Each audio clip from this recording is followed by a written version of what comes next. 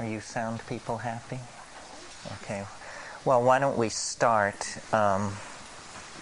presumably slowly.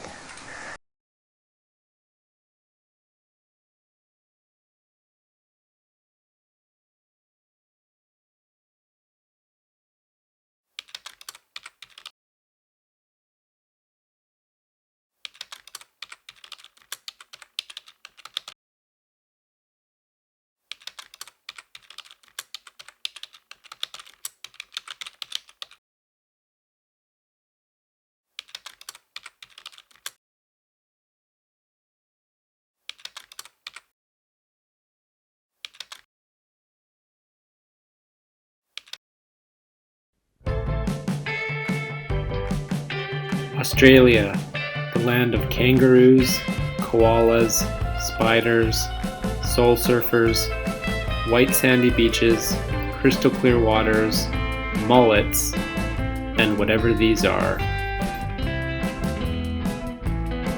So while people were sending me videos of this, and this, and oh dear God, this, we would be enjoying this, and this, and this.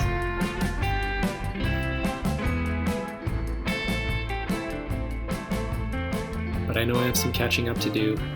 When we last left off, I was finishing my whirlwind drive across Canada in a U-Haul. And now I'm telling you that I'm in Australia.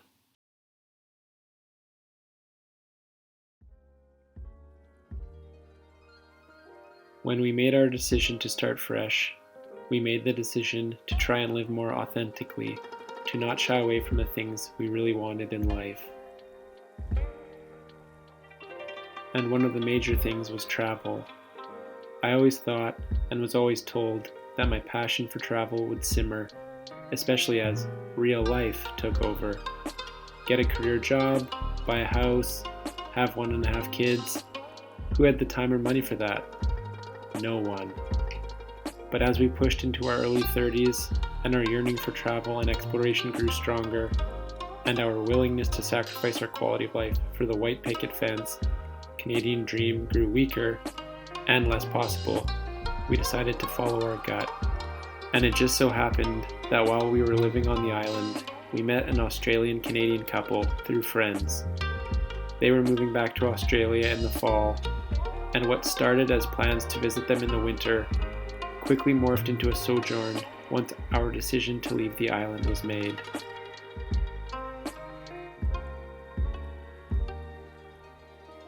As someone who was self-employed, I had to close down shop regardless of whether I was moving across the country or across the world.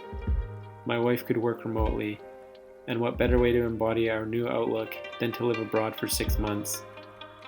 The ocean and I had some unfinished business that I needed to settle before I moved away for good. Plus, I didn't want to start my new life back east heading into a long, dark, cold winter. So picking up where we last left off, I'd arrived at my in-laws' place with all of our worldly possessions and put them in storage, where they would safely wait for our return. After that, I flew back to Vancouver, and a few days later, I was touching down in Australia.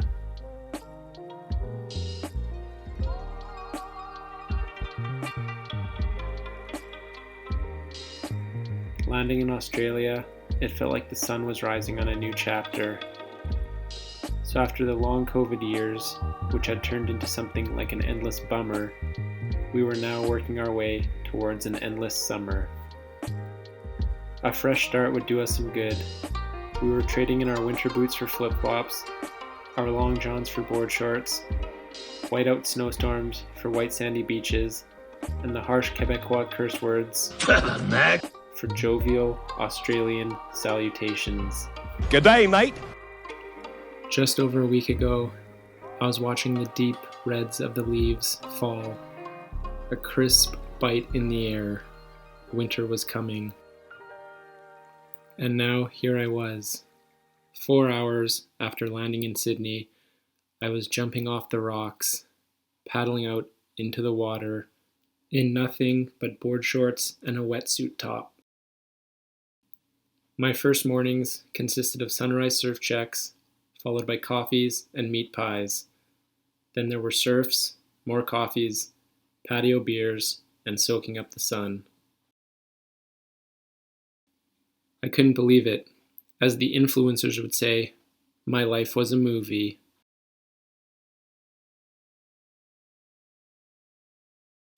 The funny thing about movies, though, is they're not real.